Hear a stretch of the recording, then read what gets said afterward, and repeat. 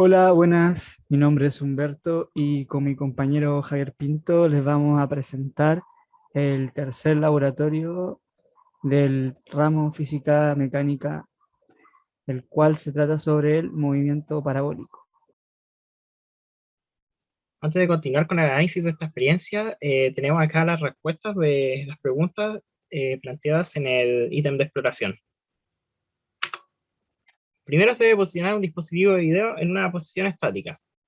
Luego empezar una grabación y en la grabación debe contener el lanzamiento de un proyectil que hayamos previamente seleccionado con un ángulo mayor a 0 y menor a 90 grados.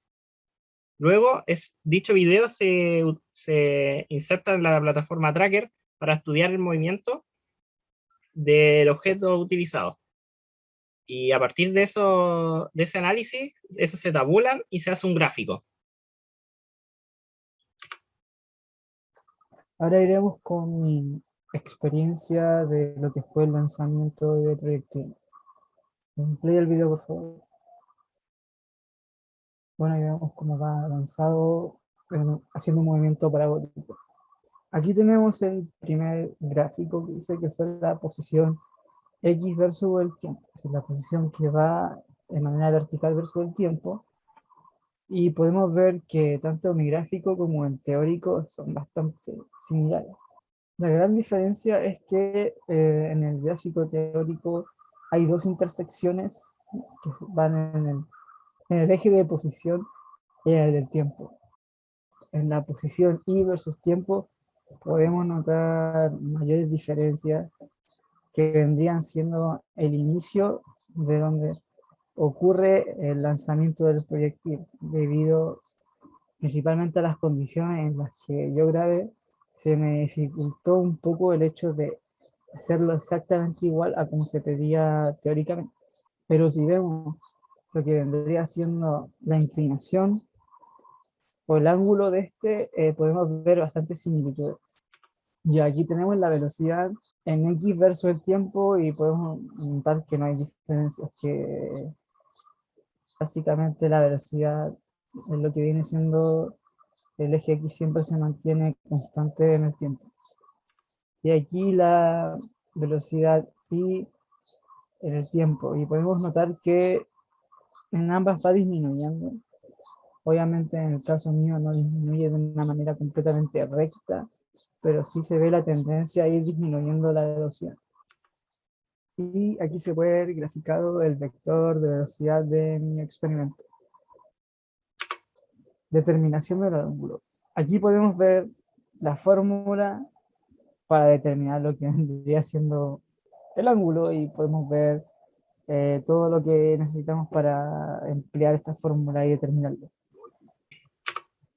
Y aquí, aplicando la fórmula, lo que obtenemos es un ángulo de 66,44 grados.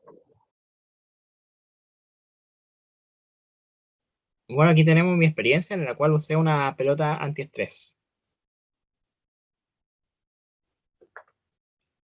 En cuanto a la gráfica de la posición en el eje X versus el tiempo, se ve que tanto el experimental como el teórico se parecen un montón. El mío tiene un poco de dispersión en cuanto a la línea, pero es muy similar al teórico. También cabe recalcar que el movimiento corresponde a un movimiento lineal. Por el contrario, en la gráfica de la posición en el eje Y, a diferencia del anterior, este movimiento es un movimiento parabólico, y tanto el de mi experimento con el teórico son muy similares. En cuanto a la gráfica de la velocidad en X, tanto el experimental como el teórico tienen la misma forma, ya que al ser un movimiento no acelerado, la velocidad se mantiene constante en todo el tiempo. También de aquí se puede desprender la componente X de mi vector velocidad, la cual es 1,1873 y tongo. Igual que en la gráfica anterior, mi velocidad en Y, tanto el gráfico experimental como el teórico son prácticamente iguales. Y respecto a la gráfica de experimental, el componente Y de mi vector velocidad es 3,9549 J tongo. Y aquí podemos ver una gráfica de cómo queda mi vector velocidad, cuál es 1,1873 y tongo, más 3,9549 J tongo. Aquí tenemos la fórmula para la determinación del ángulo, y aplicando dicha fórmula tenemos que mi ángulo que lancé mi proyectil es 73,29 grados.